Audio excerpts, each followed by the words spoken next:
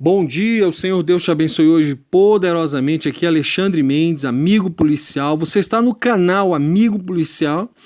Essa é a playlist Policiais aos Pés da Cruz. Essa playlist tem um intento de que você leia a Bíblia, beleza? E eu vou apenas ser aquele que vai estar lendo juntamente contigo. Você pode colocar o seu celular na horizontal, fica melhor para você ler, ou você pode simplesmente compartilhar o seu celular com a sua TV e ouvir e ver a leitura por meio da sua televisão. Deus abençoe a sua vida. Antes, gostaria de fazer um convite. Na minha aba comunidade, lá no nosso canal, eu postei 2 vídeos muitíssimo importantes. São vídeos do canal do professor Fábio Sabino, um professor, ele é especialista em hebraico, já ensina o hebraico há mais de 20 anos, então ele tem autoridade intelectual, acadêmica e moral para falar o que ele fala, ok? Dê uma olhada lá, veja o erro da seita do leão com relação ao nome de Jesus e como eles têm chamado Jesus de porco erroneamente. A pessoa que fez, disseminou esse ensino de que o nome de Jesus significa porco, ele errou feio, ele não fez a correta manipulação da ferramenta de tradução do Google, porque ele não achou o radical da palavra. E o professor Sabino, professor Fábio Sabino, explica isso no detalhe. Dê uma olhada lá, você que segue o Romilson, você que é da seita do leão, dê uma olhada nesse vídeo. É importante que você dê uma olhada e veja o erro, um erro fenomenal que foi cometido. Mas enfim, vamos para a leitura da palavra. Se inscreva lá no canal do professor Fábio. Deus abençoe a sua vida. Nós vamos ler Lucas, capítulo 23. Façamos uma oração. Ó Deus Todo-Poderoso, tem misericórdia das nossas vidas, fala conosco. Nós pedimos perdão pelas nossas falhas, os nossos erros, e te pedimos, ó Deus, Pai Todo-Poderoso, em nome do teu Filho Jesus Cristo, Pai, nós pedimos, ó Pai, nos abençoa. Cobre-nos com a tua graça, para a honra e para a glória do teu nome, é o que nós pedimos, ó Pai. Amém. Então vamos lá. Jesus diante dos líderes romanos, e levantando-se toda a multidão deles, conduziram Jesus a Pilatos.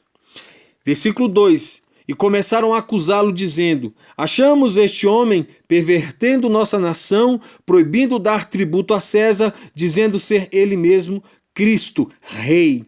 Pilatos, pois, perguntou-lhe: és tu o rei dos judeus? Respondeu-lhe Jesus: é como dizes. Versículo 4. Então Pilatos, aos principais sacerdotes e à multidão, ele disse, não acho culpa alguma neste homem. Versículo 5. Eles, porém, insistiam ainda mais, dizendo: alvoroça o povo, ensinando por toda a Judéia, começando desde a Galiléia até aqui. Então Pilatos, ouvindo isso, perguntou se o homem era galileu.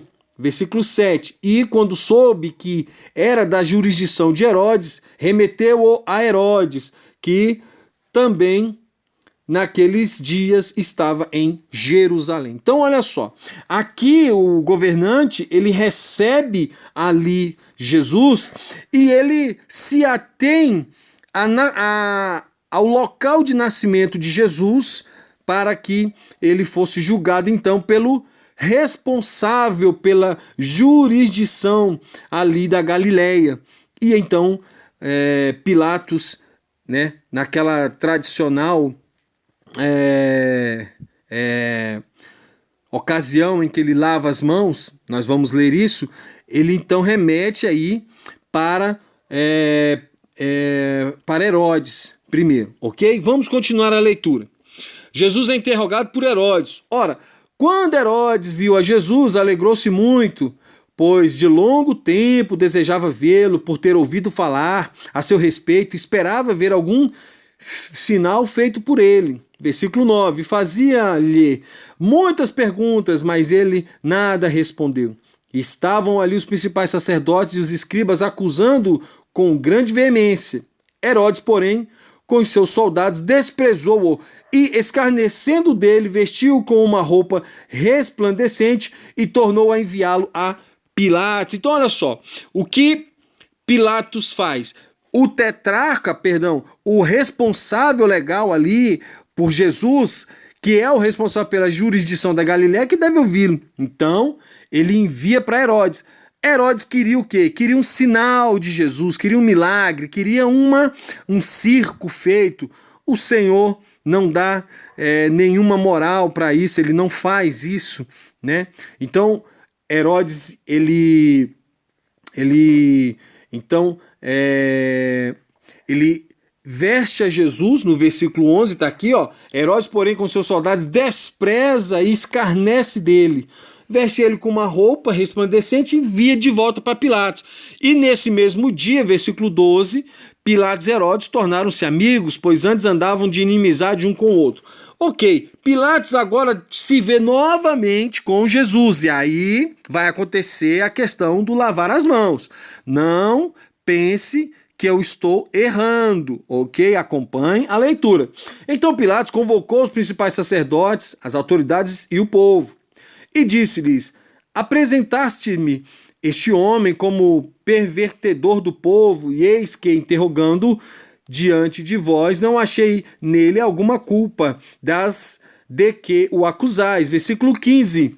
Nem tampouco Herodes, pois nolo tornou a enviar. E eis que não tem feito ele coisa alguma digna de morte. Então, olha só, para Pilatos, a principal marca da inocência de Jesus é que ele conversa com Jesus, não acha nada que possa levá-lo à morte. Ele envia a Herodes, Herodes também não. Herodes devolve para Pilatos, e aí o texto bíblico de Lucas nos diz que eles ficaram até amigos nesse dia, porque andavam intrigados. E ele volta e fala ao povo, olha, aos principais ali, aos sacerdotes, às autoridades, olha, não achei nada que possa levar esse homem à morte. E aí, por isso que você vai entender a partir de agora. Continua aí.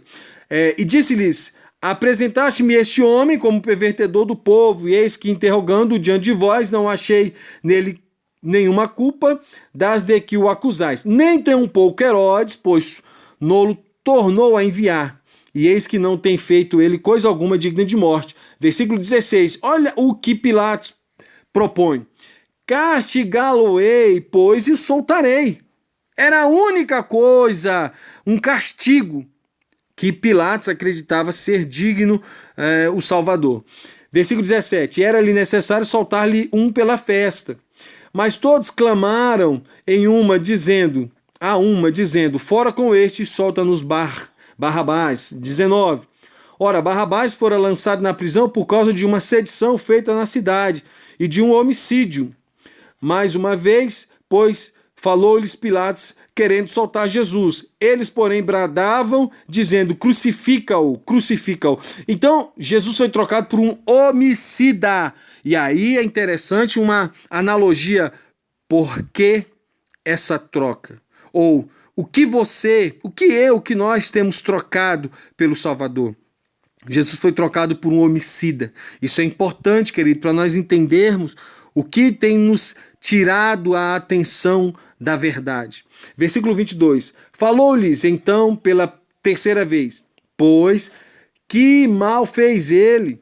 Não achei nele nenhuma culpa digna de morte, castigá-lo-ei, pois, e o soltarei. Então Pilatos insiste com o castigo, mas eles instavam com grandes brados, pedindo que fosse crucificado, e prevaleceram os seus clamores. Então Pilatos resolveu atender-lhes o pedido, soltou-lhes o que fora lançado na prisão por causa da sedição e de homicídio, que era o que eles pediam, mas entregou Jesus à vontade deles.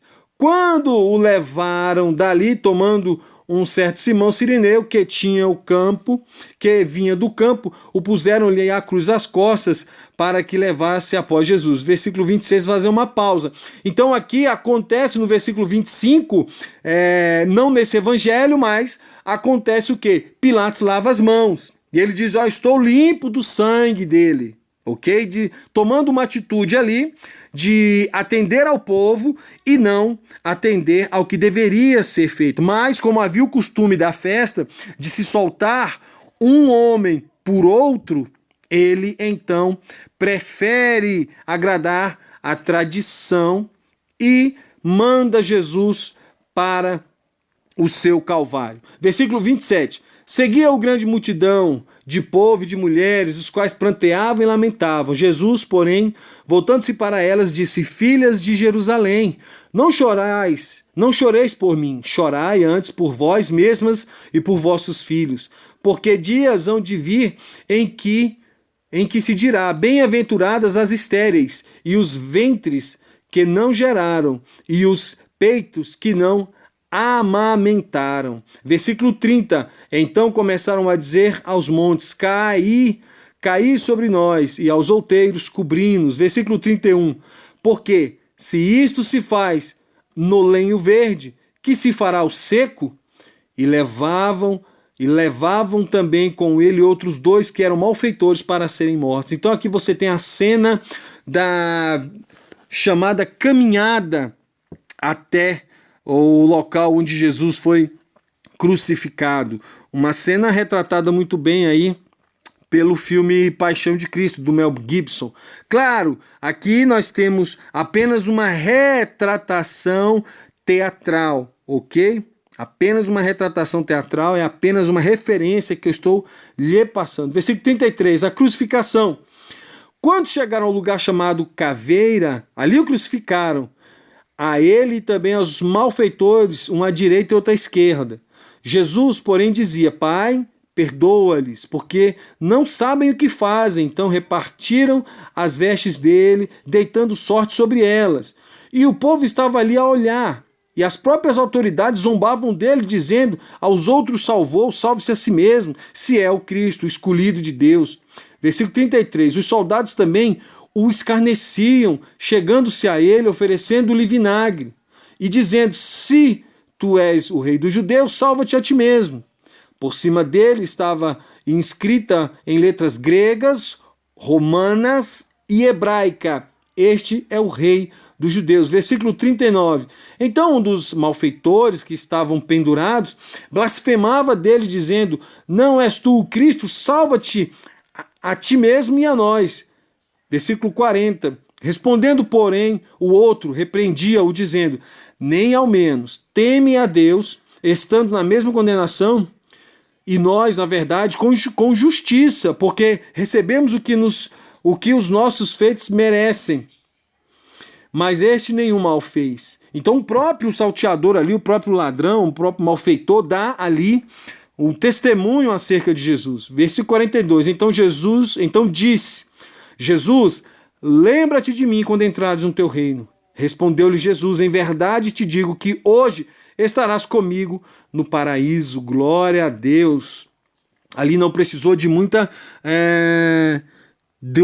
teologia para salvar aquela pessoa. Uma palavra do Senhor Jesus Cristo, por conta daquela frase, daquele reconhecimento daquele homem, sabendo-se pecador e dizendo: Senhor, tem misericórdia de nós, lembra-te de nós, lembra-te de mim. Olha o que ele diz. Respondeu, versículo 42, lembra-te de mim. Versículo 44, era já quase a hora sexta, e houve trevas em toda a terra até a hora nona, pois o sol se escurecera. E rasgou-se ao meio o véu do santuário. Glória a Deus! Aqui precisamos fazer uma pausa. O véu do trono foi rasgado, quer dizer, nós temos livre acesso ao Pai. Não há mais uma barreira de inimizade que atrapalhava, impedia, mas sim há agora o caminho novo, pelo sangue de Jesus, que nos dá salvação no amado, nele mesmo, porque nele, por ele, para ele habita corporalmente toda a plenitude da divindade do Senhor. Queridos, a salvação é através de Jesus Cristo. Glória a Deus. Versículo 44. Jesus, clamando com grande voz, disse: Pai, nas tuas mãos entrego o meu espírito. E havendo dito isto, expirou. Quando o centurião viu o que acontecera, deu glória a Deus, dizendo: na verdade este homem era justo. Versículo 48. E todas as multidões que presenciaram este espetáculo, vendo o que havia acontecido, voltaram batendo no peito. Versículo 49. Entretanto, todos os conhecidos de Jesus e as mulheres que o haviam seguido desde a Galiléia estavam de longe vendo estas coisas. Versículo 50, o sepultamento do Senhor Jesus. Então um homem chamado José, natural de Arimateia, cidade dos judeus, membro do Sinédrio, homem bom e justo, o qual não tinha consentido no conselho e nos atos dos outros, e que esperava o reino de Deus, chegando a Pilatos, pediu-lhe o corpo de Jesus, e tirando-o da cruz, envolveu-o num pano de linho e pô-lo num sepulcro escavado na rocha, onde ninguém ainda havia sido posto. Era o dia da preparação, ia começar o sábado. Vamos fazer uma pausa aqui. No versículo 53, aqui, José de Arimateia envolve o Senhor em um tecido, coloca ele em uma outra sepultura. E aqui nasce, para os católicos, uma questão que é a tal do santo sudário, né? Aquele pano que envolveu Jesus. Queridos, não passa de mais um engano, infelizmente. Sabe por quê? Porque a Bíblia nos diz que ele foi crucificado, e nós acabamos de ler, como um salteador. As pessoas não se importaram com ele, as autoridades não se importaram com ele. Então não haveria essa preocupação de guardar um pano que envolveu o Senhor e causar, até os dias de hoje, um dogma dizendo que o santo sudário, apenas engano. Apenas engano. Jesus foi tratado ali como um ladrão. Para você que não sabe, a crucificação era um castigo que só recebiam as pessoas vis da sociedade. Ok? Então não era qualquer tipo de morte, era uma morte para malfeitores, para as pessoas desonestas, e não iriam fazer conta dele, ok? Não iriam fazer conta dele. As autoridades religiosas, que eram as autoridades ali dos judeus, não estavam preocupados com ele. E os discípulos, com certeza, queridos, depois que Jesus ressuscitou, não iriam guardar um pano manchado de sangue, porque ele não estava morto. É apenas mais uma invenção que, infelizmente, perdura até o dia de hoje. Vamos lá, versículo 55. Que as mulheres que tinham vindo com ele da Galiléia, seguindo a José, viram o sepulcro e como o corpo foi ali depositado. Então voltaram e prepararam especiarias e ungüentos, e no sábado repousaram conforme o mandamento. Glória a Deus, capítulo lido.